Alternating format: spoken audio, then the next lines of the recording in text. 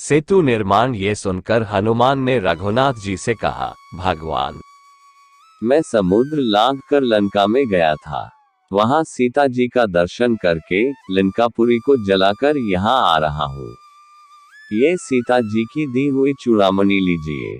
आप शोक न करें, रावण का वध करने के पश्चात निश्चय ही आपको सीता जी की प्राप्ति होगी।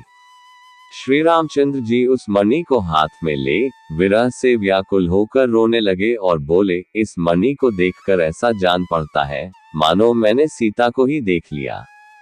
अब मुझे सीता के पास ले चलो, मैं उसके बिना जीवित नहीं रह सकता। उस समय सुग्रीव आदि ने श्री रामचंद्र जी को समझा बुझाकर शांत किया। तदनंतर श्री रघुनाथ जी समुद्र के तट पर गए। वहां उनसे विभीषण आकर मिले। विभीषण के भाई दुरात्मा रावण ने उनका तिरस्कार किया था। विभीषण ने इतना ही कहा था कि भैया, आप सीता को श्री रामचंद्र जी की सेवा में समर्पित कर दीजिए। इसी अपराध के कारण उसने इन्हें ठुकरा दिया था। अब वे असहाय थे। श्री रामचंद्र जी ने विभीषण को अपना मित्र बनाया और लंका के राजपद पर अभिषिक्त कर दिया। इसके बाद श्री राम ने समुद्र से लंका जाने के लिए रास्ता मांगा। जब उसने मार्ग नहीं दिया तो उन्होंने बाणों से उसे बींध डाला।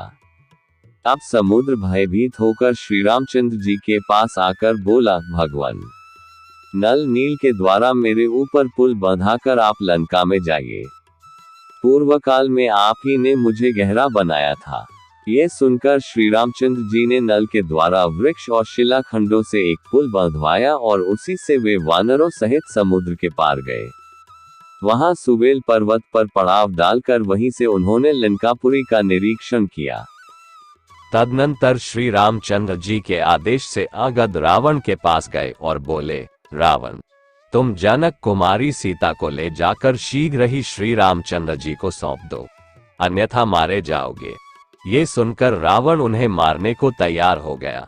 आगध राक्षसों को मार पीट कर लौट आए और श्री रामचंद्र जी से बोले, भगवान, रावण केवल युद्ध करना चाहता है।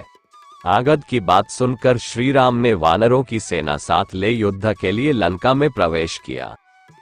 हनुमान, मैंद, द्विविद, जाम्बवान, नल, नील, तार, आगध, धूम्र, सुषेण, केसरी, गज, पनस, विनत, रंभ, शरभ, महाबली, कंपन, गवाक्ष, दधिमुख, गवे और गंधमादन ये सब तो वहां आए ही, अन्य भी बहुत से वानर आ पहुंचे। इन असंख्य वानरों सहित कपिराज सुग्रीव भी युद्ध के लिए उपस्थित थे। फिर तो राक्षसों और वानरों में घमासान युद्ध छिड़ गया। राक्षस वानरों को बाण, शक्ति और गदा आदि के द्वारा मारने लगे और वानर रख, दांत एवं शिला आदि के द्वारा राक्षसों का संहार करने लगे। राक्षसों की हाथी, घोड़े, रथ और पैदलों से युक्त चतुरंगिनी सेना नष्ट भ्रष्ट हो गई। हनुमान ने पर्वत शिखर से अपने वैरी धूम्राक्ष का वध कर डाला। नील ने भी युद्ध के लिए सामने आए हुए अकंपन और प्रहस्त को मौत के घाट उतार दिया।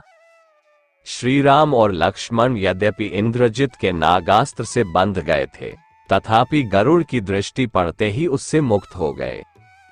तत्पश्चात उन दोनों भाइयों ने बाणों से राक्षसी सेना का संहार आरंभ किया। श्री राम ने रावण को युद्ध में अपने बाणों की मार से जर्जरित कर डाला।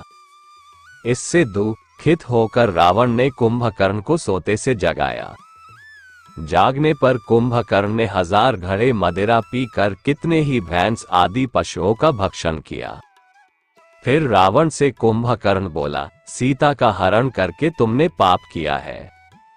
तुम मेरे बड़े भाई हो, इसलिए तुम्हारे कहने से युद्ध करने जाता हूं। मैं वानरों सहित राम को मार डालूंगा। ऐसा कहकर कुंभकर्ण ने समस्त वानरों को कुचलना आरंभ किया। एक बार उसने सुग्रीव को पकड़ लिया, तब सुग्रीव ने उसकी नाक और कान काट लिए। नाक और कान से रहित होकर वह वानरों का भक्षण करने लगा। ये देख श्री रामचंद्र ने अपने बाणों से कुंभकर्ण की दोनों भुजाएं काट डाली। इसके बाद उसके दोनों पैर तथा मस्तक काटकर उसे पृथ्वी पर गिरा दिया। तदनंतर कुंभ, निकुंभ, राक्षस, मकराक्ष, महोदर, महापार्श्व, देवांतक, नरांतक, त्रिशिरा और अतिकाय युद्ध में कूद पड़े। तब इनको तथा और भी बहुत से युद्ध परायण राक्षसों को श्री राम, लक्ष्मण, विभीषण एवं वानरों ने पृथ्वी पर सुला दिया। तत्पश्चात मेघनाद, इंद्रजित ने माया से युद्ध करते हुए वरदान में प्राप्त हुए नागपाश द्वारा राम और लक्ष्मण को बांध लिया। उस समय हनुमान के द्वारा लाए हुए पर्वत पर उगी हुई विशल्या नाम की औषधि से श्री राम और लक्ष्मण के घाव अच्छे हुए। उनके शरीर से बाण निकाल दिए गए। हनुमान पर्वत को जहां से लाए थे वहीं उसे पुनः रखाए। मेघनाद ने कुंभला देवी के मंदिर में होम आदि करने लगा। उस समय लक्ष्मण ने अपने बाणों से इंद्र को भी परास्त कर देने वाले उस वीर को युद्ध में मार गिराया। पुत्र की मृत्यु का समाचार पाकर रावण शोक से संतप्त हो उठा और सीता को मार डालने के लिए उद्यत हो उठा, किंतु अविंध्य के मना करने से वह मान गया और रथ पर बैठकर सेना सहित युद्ध भूमि में गया। तब इंद्र के आदेश से मातली ने आकर श्री रघुनाथ जी को भी देवराज इंद्र के रथ पर बिठाया। इन सभी के बाद अंत में रावण युद्ध के लिए आया। श्री राम और रावण के युद्ध की कहीं भी दूसरी कोई उपमा नहीं थी।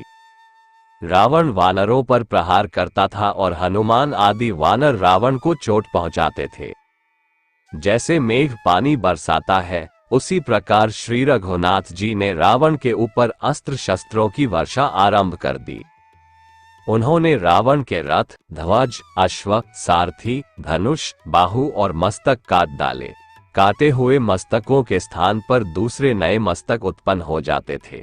ये देखकर श्री रामचंद्र जी ने ब्रह्मास्त्र के द्वारा रावण का वक्ष स्थल विदीर्ण करके उसे रणभूमि में गिरा दिया।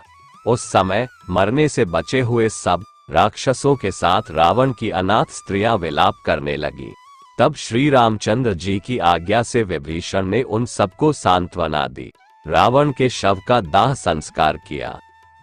सीता की अग्नि परीक्षा तदनंतर श्री रामचंद्र जी ने हनुमान के द्वारा सीता जी को बुलवाया। यद्यपि वे स्वरूप से ही नित्य शुद्ध थी, तो भी उन्होंने अग्नि में प्रवेश करके अपनी विशुद्धता का परिचय दिया। तत्पश्चात रघुनाथ जी ने उन्हें स्वीकार किया। इसके बाद इंद्रादि देवताओं ने उनका स्तवन किया। फिर ब्रह्मा जी तथा स्वर्गवासी महाराज दशरथ ने आकर स्तुति करते हुए कहा, श्री राम, तुम राक्षसों का संहार करने वाले साक्षात श्री विष्णु हो। फिर श्री राम के अनुरोध से इंद्र ने अमृत बरसाकर मरे हुए वानरों को जीवित कर दिया। समस्त देवता युद्ध देखकर श्री रामचंद्र जी के द्वारा पूजित हो स्वर्गलोक में चले गए। श्री रामचंद्र जी ने लंका का राज्य विभीषण को दे दिया और वानरों का विशेष सम्मान किया।